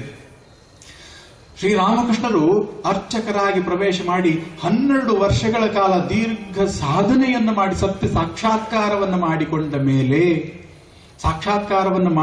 ಮೇಲೆ ಆ ಸತ್ಯವನ್ನ ಆನಂದವನ್ನ ಧಾರೆ ಎರೆಯಬೇಕು ಅಂತ ಹೇಳಿ ಅಂಥ ವಿದ್ಯೆಯನ್ನು ಅರಗಿಸಿಕೊಳ್ಳಬಲ್ಲಂತಹ ಶಿಷ್ಯರನ್ನ ನಿರೀಕ್ಷಿಸುತ್ತಾ ಕುಳಿತಿದ್ರು. ಹೇಗೆ ನಿರೀಕ್ಷಿಸುತ್ತಾ ಕುಳಿತಾ ಇದ್ರು? ಹಿಂದಿನ ಕಾಲದಲ್ಲಿ ಋಷಿಗಳು ಆಮಾಯಂತು ಬ್ರಹ್ಮಚಾರಿಣ ಸ್ವಾಹ, ವಿಮಾಯಂತು ಬ್ರಹ್ಮಚಾರಿಣ ಸ್ವಾಹ, ದಮಾಯಂತು ಬ್ರಹ್ಮಚಾರಿಣ ಸ್ವಾಹ, ಶಮಾಯಂತು ಬ್ರಹ್ಮಚಾರಿಣ ಸ್ವಾಹ. ಋಷಿಗಳು ತಮ್ಮ ಒಳಗೆ ಅದ್ಭುತವಾದಂತಹ ಜ್ಞಾನವನ್ನ ಸಂಪಾದಿಸಿಕೊಂಡು, ಅದ್ಭುತವಾದಂತಹ ಆನಂದವನ್ನ ಸಂಪಾದಿಸಿಕೊಂಡು, ಈ ಆನಂದವನ್ನ ಯಾರಿಗೆ ಹಂಚಲಿ, ಈ ಒಂದು ಜ್ಞಾನವನ್ನು ಯಾರಿಗೆ ಹಂಚಲಿ ಅಂತ ಹೇಳಿ ಧ್ಯಾನದಲ್ಲಿ ಕುಳಿತು ಈ ಒಂದು ಹೋಮವನ್ನ, ಆಹುತಿಯನ್ನು ಕೊಡುತ್ತಾ ಹೋಮ ಮಾಡ್ತಾ ಇದ್ರು. ಎಲ್ಲ ಕಡೆಯಿಂದಲೂ ಬ್ರಹ್ಮಚಾರಿಗಳು ಬರಲಿ, ಎಲ್ಲ ಕಡೆಯಿಂದಲೂ ಶಿಷ್ಯರು ಬರಲಿ. ಎಂಥ ಶಿಷ್ಯರು ಬರಬೇಕು? ಅವರು ಇಂದ್ರಿಯ ನಿಗ್ರಹ ಇರುವಂತಹ ಶಿಷ್ಯರು ಬರಲಿ, ಮನೋನಿಗ್ರಹ ಇರುವಂತಹ ಶಿಷ್ಯರು ಬರಲಿ, ನಮ್ಮ ವಿದ್ಯೆಯನ್ನು ಅರಗಿಸಿಕೊಳ್ಳುವಂತಹ ಸಾಮರ್ಥ್ಯ ಇರುವಂತಹ, ಸತ್ವವಿರುವಂತಹ ಶಿಷ್ಯರು ಬರಲಿ ಎಲ್ಲ ಕಡೆಯಿಂದಲೂ ಅಂತ ಹೇಳಿ ಪ್ರಾರ್ಥನೆಯನ್ನ ಸಲ್ಲಿಸ್ತಾ ಇದ್ರು. ಇದು ಬಹಳ ಮುಖ್ಯವಾದಂತಹದ್ದು. ಯಾವುದೋ ಇಂಟರ್ನೆಟ್ ಮೂಲಕವೋ ಅಥವಾ ಫೋನ್ ಮೂಲಕವೋ ಇನ್ಯಾವುದೋ ಒಂದು ಮಾಧ್ಯಮದ ಮೂಲಕ ತಲುಪಿಸಲಿಲ್ಲ. ಬದಲಾಗಿ ಪ್ರಾರ್ಥನೆಯ ಮೂಲಕ, ಯಜ್ಞದ ಮೂಲಕ ಆಹ್ವಾನವನ್ನು ಕೊಡ್ತಾ ಇದ್ರು. ಆ ಆಹ್ವಾನ ಸತ್ವಶಾಲಿಗಳಾದಂತಹ ವಿದ್ಯಾರ್ಥಿಗಳಿಗೆ ಮುಟ್ಟಿ ಅವರು ಬಂದು ಗುರುಕುಲವನ್ನು ಪ್ರವೇಶ ಮಾಡಿ 12 ವರ್ಷಗಳ ಕಾಲ ಗುರುಕುಲ ವಾಸದಲ್ಲಿ ಇದ್ದು ದಿವ್ಯ ಜೀವನವನ್ನ ಪಡೆದುಕೊಂಡು ಹೋಗ್ತಾ ಇದ್ರು. ಇಲ್ಲಿ ರಾಮಕೃಷ್ಣರು ಕೂಡ ಮಾಡಿದ್ದದನ್ನೇ. ಕಾಳಿ ದೇವಾಲಯದ ಆ ತಾರಸಿಯ ಮೇಲೆ ನಿಂತು, ದಕ್ಷಿಣೇಶ್ವರದ ಕಾಳಿ ದೇವಾಲಯದ ತಾರಸಿಯ ಮೇಲೆ ನಿಂತು, ಓ ನನ್ನ ಶಿಷ್ಯರೇ, ಓ ಮಕ್ಕಳೇ, ಎಲ್ಲಿದ್ದೀರಿ ಬನ್ನಿ, ನನ್ನ ಜ್ಞಾನವನ್ನ ನಿಮಗೆ ಧಾರೆ ಎರೆಯಬೇಕು ಅಂತ ಹೇಳಿ ಸಂಕಲ್ಪ ಮಾಡಿದ್ದೇನೆ, ಆಶಿಸುತ್ತೇನೆ, ಎಲ್ಲಿದ್ದೀರಿ ಬನ್ನಿ ಅಂತ ಹೇಳಿ ಕರೆದಾಗ, ಜಗನ್ಮಾತೆಯನ್ನ ಪ್ರಾರ್ಥಿಸಿಕೊಂಡಾಗ ಅನೇಕ ಕಡೆಯಿಂದ ಶಿಷ್ಯರು ಬಂದರು, ನರೇಂದ್ರಾದಿಗಳೆಲ್ಲರೂ ಬಂದರು. ಇಲ್ಲಿ ಒಂದು ವಿಚಿತ್ರವೇನು ಅಂತ ಹೇಳಿದ್ರೆ, ಯಾವುದೇ ಓದನ್ನ ಅರಿಯದಂತಹ ಶ್ರೀರಾಮಕೃಷ್ಣರು ಅನಕ್ಷರಸ್ಥರು ಅಂತ ಹೇಳಲಿಕ್ಕೆ ಸಾಧ್ಯ ಇಲ್ಲ. ಯಾಕಂತಂದ್ರೆ ಅಕ್ಷರಾಭ್ಯಾಸ ಮಾಡಿದ್ರು ಶ್ರೀರಾಮಕೃಷ್ಣರು. ಅದಕ್ಕಿಂತ ಹೆಚ್ಚೇನು ಗೊತ್ತಿರಲಿಲ್ಲ ಶ್ರೀರಾಮಕೃಷ್ಣರಿಗೆ. ಈ ದಿವ್ಯ ಜ್ಞಾನವನ್ನು ಪಡೆದುಕೊಂಡು ಕುಳಿತಿದ್ದಾರೆ. ಈ ಕಡೆ ಪಾಶ್ಚಿಮಾತ್ಯ ವಿಜ್ಞಾನದಿಂದ, ಪಾಶ್ಚಿಮಾತ್ಯ ವಿದ್ಯಾಭ್ಯಾಸದಿಂದ ಪ್ರಭಾವಗೊಂಡಂತಹ ಡಿಗ್ರಿಯನ್ನು ಪಡೆದಂತಹ, ಯೂನಿವರ್ಸಿಟಿಗಳಿಂದ ಬಂದಂತಹ ನರೇಂದ್ರಾದಿಗಳು ಶ್ರೀರಾಮಕೃಷ್ಣರ ಬಳಿ ಬರುತ್ತಾರೆ. ಇಲ್ಲಿ ಪಾಶ್ಚಿಮಾತ್ಯ ಸಂಸ್ಕೃತಿಯ ಮತ್ತು ಭಾರತೀಯ ಸಂಸ್ಕೃತಿಯ ಸಮಾಗಮವಾಗುತ್ತದೆ. ಶ್ರೀರಾಮಕೃಷ್ಣರು ಕೇವಲ ತಮ್ಮ ತಾಯಿಯನ್ನ, ಕೇವಲ ತಮ್ಮ ಅಂತರಂಗ ಶಕ್ತಿಯನ್ನ ನಂಬಿಕೊಂಡಿದ್ದಂಥವರು. ಆದರೆ ಈ ನರೇಂದ್ರಾದಿಗಳೆಲ್ಲರೂ ಕೂಡ ಪಾಶ್ಚಿಮಾತ್ಯರ ಪ್ರಭಾವದಿಂದ ಅನೇಕ ಸಂಶಯಗಳನ್ನ ತುಂಬಿಕೊಂಡು ಬಂದಿದ್ರು. ಇದನ್ನ ನಾನು ಯಾಕೆ ಹೇಳ್ತಾ ಇದ್ದೇನೆ ಅಂತ ಹೇಳಿದ್ರೆ, ಹಿಂದೆ ಕೂಡ ಭಗವದ್ಗೀತೆಯಲ್ಲಿ ಪರಮಾತ್ಮ, ಶ್ರೀಕೃಷ್ಣ ಪರಮಾತ್ಮ, ಅವನು ಲೋಕಗುರು ಆಗಿ ಭಗವಂತನಾಗಿ ನಿಂತಿದ್ದಾನೆ. ಇಲ್ಲಿ ಅರ್ಜುನ ಅನೇಕ ಸಂಶಯಗಳನ್ನ ಇಟ್ಟುಕೊಂಡು ನಮ್ಮೆಲ್ಲರ ಪ್ರತಿನಿಧಿಯಾಗಿ ಶ್ರೀಕೃಷ್ಣನಲ್ಲಿ ಶಿಷ್ಯತ್ವವನ್ನ ಸ್ವೀಕಾರ ಮಾಡ್ತಾನೆ. ಇಲ್ಲೂ ಕೂಡ ರಾಮಕೃಷ್ಣರಲ್ಲಿ, ಸ್ವಾಮಿ ವಿವೇಕಾನಂದರಲ್ಲಿ ಆದಂತಹದ್ದೇ. ಮತ್ತೊಮ್ಮೆ ಆ ಭಗವದ್ಗೀತೆಯ ಪುನರುಚ್ಚಾರ. ಶ್ರೀರಾಮಕೃಷ್ಣರು ಭಾರತೀಯ ಆಧ್ಯಾತ್ಮಿಕ ಶಕ್ತಿಯನ್ನ ಸ್ವಾಮಿ ವಿವೇಕಾನಂದರಲ್ಲಿ ತುಂಬಿ ಇಡೀ ಜಗತ್ತಿಗೆ ಪ್ರಸಾರ ಮಾಡಿದರು. ಸ್ವಾಮಿ ವಿವೇಕಾನಂದರು ಅದೇ ಭಗವದ್ಗೀತೆಯ ಶ್ರೀಕೃಷ್ಣನ ಸಂದೇಶವನ್ನ ಶ್ರೀರಾಮಕೃಷ್ಣರ ಮೂಲಕ ಪಡೆದು ಜಗತ್ತಿನಾದ್ಯಂತ ಅದನ್ನ ಸಾರಿದರು. ಆ ಭಗವದ್ಗೀತೆಯ ಮಹಿಮೆ ಏನು, ಅದನ್ನ ನಾವು ಅರ್ಥ ಮಾಡಿಕೊಳ್ಳಬೇಕಾದ್ರೆ ಸ್ವಾಮಿ ವಿವೇಕಾನಂದರು ಹೇಳ್ತಾರೆ, ನಮಗೂ ಕೂಡ ಶಕ್ತಿ ಸಾಮರ್ಥ್ಯ ಮೊದಲು ಬರಬೇಕು. ಸ್ವಾಮೀಜಿ ಹೇಳ್ತಾರೆ, ಭಗವದ್ಗೀತೆಯನ್ನು ಓದುವುದಕ್ಕಿಂತ ಫುಟ್ಬಾಲ್ ಆಡುವುದು ಮೇಲು. ಯಾಕೆ ಅಂತ ಹೇಳಿದ್ರೆ, ಫುಟ್ಬಾಲ್ ಆಡುವುದರ ಮೂಲಕ ನಿಮ್ಮ ರಟ್ಟೆಗಳು ಸ್ವಲ್ಪ ಗಟ್ಟಿಯಾಗಲಿ, ಆಗ ಮಾತ್ರವೇ ನೀವು ಶ್ರೀಕೃಷ್ಣನ ಅದ್ಭುತವಾದಂತಹ ಸಂದೇಶವನ್ನ ಅರಗಿಸಿಕೊಳ್ಳಬಲ್ಲಿರಿ, ಅರ್ಥ ಮಾಡಿಕೊಳ್ಳಬಲ್ಲಿರಿ. ಯಾಕೆ ಅಂತ ಹೇಳಿದ್ರೆ ಇಡೀ ಭಗವದ್ಗೀತೆಯ ಪುಟ ಪುಟದಲ್ಲೂ ಕೂಡ ಕೃಷ್ಣ ಹೇಳುವಂತಹದ್ದು ಯಾವುದು? ಶಕ್ತಿಯ ಸಂದೇಶವನ್ನ ಕ್ಲೈಬ್ಯಮ್ಮಾಸ್ಮಗಮ ಪಾರ್ಥ, ಅರ್ಜುನನಿಗೆ ಕೊಟ್ಟಂತಹ ಮೊದಲ ಸಂದೇಶವೇನು ಅಂತ ಹೇಳಿದ್ರೆ, ಅರ್ಜುನ ವಿಷಾದದಿಂದ ಕೂಡಿದಾಗ, ಯುದ್ಧ ಮಾಡುವುದಿಲ್ಲ ನಾನು ಅಂತ ಹೇಳಿ ಕೈ ಚೆಲ್ಲಿ ಕುಳಿತಾಗ, ದೌರ್ಬಲ್ಯದಿಂದ ಆವೃತನಾದಾಗ ಕೃಷ್ಣ ಹೇಳುವಂತಹದ್ದೇನು? ಮೊದಲು ಕುತಸ್ತ್ವ ಕಶ್ಮಲಮಿದಂ ವಿಷಮೇ ಸಮುಪಸ್ಥಿತಂ. ಎಲ್ಲಿಂದ ಪ್ರಾರಂಭ ಆಗ್ತದೆ ಕೃಷ್ಣನ ಉಪದೇಶ ಅಂತ ಹೇಳಿದ್ರೆ ಬಹಳ ಅದ್ಭುತವಾದಂತಹದ್ದು. ಅರ್ಜುನ ವಿಷಾದದಿಂದ ಕೂಡಿದ್ದಾನೆ. ತನ್ನ ಸ್ವಬಾಂಧವರನ್ನ ಕಂಡು ಹೆದರಿ ಮಮಕಾರದಿಂದ ದೌರ್ಬಲ್ಯವನ್ನ ತಾಳಿ ಏನು ಮಾಡಬೇಕು ಅಂತ ಗೊತ್ತಾಗದೆ ಕೃಷ್ಣನ ಮುಂದೆ ಕುಳಿತಿದ್ದಾನೆ. ನನಗೆ ಓ ಕೃಷ್ಣ, ಯುದ್ಧ ಮಾಡುವುದಿಲ್ಲ, ಬದಲಾಗಿ ರಾಜ್ಯವನ್ನ ಅವರೇ ತಗೊಳ್ಳಿ, ಅವರೇ ಗೆಲ್ಲಿ, ಈ ರಕ್ತಪಾತದಿಂದ ಏನು ಪ್ರಯೋಜನ? ಬದಲಾಗಿ ನಾನು ಸನ್ಯಾಸಿ ಆಗ್ತೇನೆ, ಈ ಜಗತ್ತು ನನಗೆ ಬೇಡ, ರಾಜ್ಯ ಬೇಡ, ಈ ಹಿಂಸೆ ಬೇಡ, ಸನ್ಯಾಸಿ ಆಗ್ತೇನೆ. ಇದರ ಬಗ್ಗೆ ನಾನು ನಾಳೆ ವಿವರವಾಗಿ ಹೇಳ್ತೇನೆ. ಇದರ ಬಗ್ಗೆ ಬಹಳಷ್ಟು ತಪ್ಪು ಕಲ್ಪನೆಗಳಿದೆ. ಅಂದ್ರೆ ಶ್ರೀಕೃಷ್ಣ ಸನ್ಯಾಸಿ ಆಗ್ತೇನೆ ಅಂತ ಹೇಳಿದಾಗ, ಈ ಹಿಂಸೆ ಬೇಡ ಅಂತ ಹೇಳಿದಾಗ ಕೃಷ್ಣ ಏನ್ ಹೇಳಬೇಕಾಗಿತ್ತು? ಎಂಥ ಅದ್ಭುತವಾದಂತಹ ವ್ಯಕ್ತಿ ನೀನು, ಹಿಂಸೆ ಬೇಡ ಅಂತ ಹೇಳ್ತಾ ಇದೆಯಲ್ಲ, ಸನ್ಯಾಸಿ ಆಗ್ತೀನಿ ಅಂತ ಹೇಳ್ತಾ ಇದೆಯಲ್ಲ, ನೀನು ಕೂಡ ನಿಜಕ್ಕೂ ಕೂಡ ನಿಂದು ಅತ್ಯಂತ ಸಾತ್ವಿಕ ಮನಸ್ಸು ಅಂತ ಹೇಳ್ಬಹುದಾಗಿತ್ತು. ಆದರೆ ಕೃಷ್ಣ ಏನ್ ಹೇಳ್ತಾನೆ?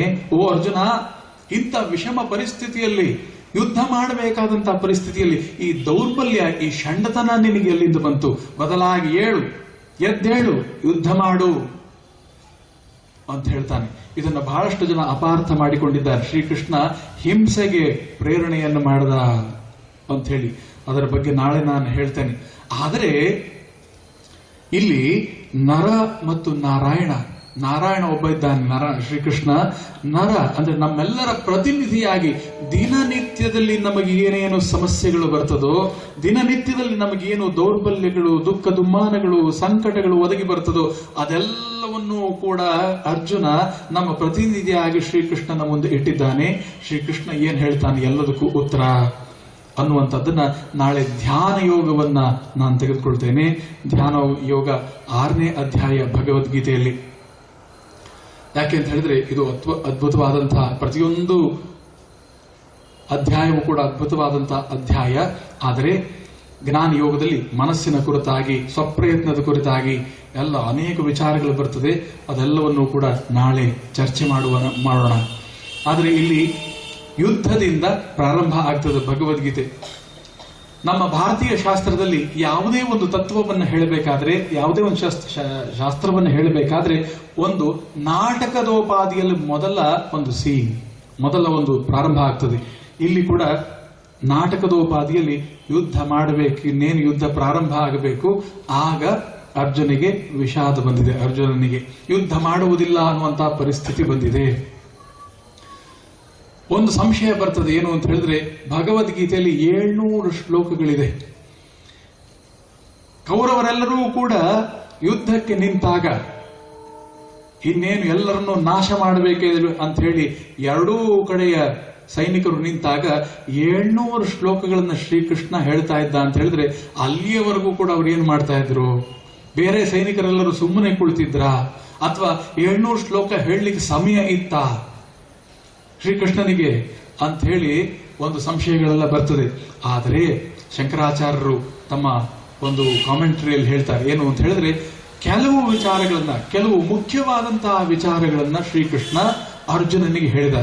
ಅದನ್ನ ವ್ಯಾಸರು ವಿಸ್ತಾರವಾಗಿ ಎಲ್ಲರಿಗೂ ತಿಳಿಯುವಂತೆ ಅದನ್ನ 700 ಶ್ಲೋಕಗಳಾಗಿ ಅದನ್ನು ಮಾರ್ಪಾಟು ಮಾಡಿ ನಮ್ಮ ಮುಂದೆ ಇಟ್ಟಿದ್ದಾರೆ ಅಂತ ಹೇಳಿ. ಅದೇನೇ ಇರಲಿ, ಆ ಭಗವದ್ಗೀತೆಯ ಪ್ರತಿಯೊಂದು ಸಂದೇಶವೂ ಕೂಡ ಅದ್ಭುತ, ಅಮೂಲ್ಯ. ಆಮೇಲೆ ಎಂಥ ಒಂದು ಸಂದರ್ಭವನ್ನು ನಿರ್ಮಾಣ ಮಾಡಿದ್ದಾರೆ. ಒಬ್ಬ ಯೋಧನಾಗಿ ಅರ್ಜುನ ಯುದ್ಧ ಭೂಮಿಯಲ್ಲಿ ಈ ಕೃಷ್ಣ ಉಪದೇಶ ಮಾಡುವಂತಹ ಒಂದು ಸಂದರ್ಭ. ಆಧ್ಯಾತ್ಮಿಕತೆಯನ್ನ ಯಾವುದೋ ಕಾಡಿನಲ್ಲೋ, ಪರ್ಣ ಕುಟೀರದಲ್ಲೋ, ಆಶ್ರಮದಲ್ಲೋ ಉಪದೇಶ ಮಾಡಲಿಲ್ಲ. ಬದಲಾಗಿ ಯುದ್ಧದ ಮಧ್ಯದಲ್ಲಿ ಯಾರಿಗೂ ಉಪದೇಶ ಮಾಡ್ತಾ ಇದ್ದಾನೆ ಕೃಷ್ಣ? ಒಬ್ಬ ಸೈನಿಕನಿಗೆ, ಒಬ್ಬ ಯೋಧನಿಗೆ ಉಪದೇಶ ಮಾಡ್ತಾ ಇದ್ದಾನೆ.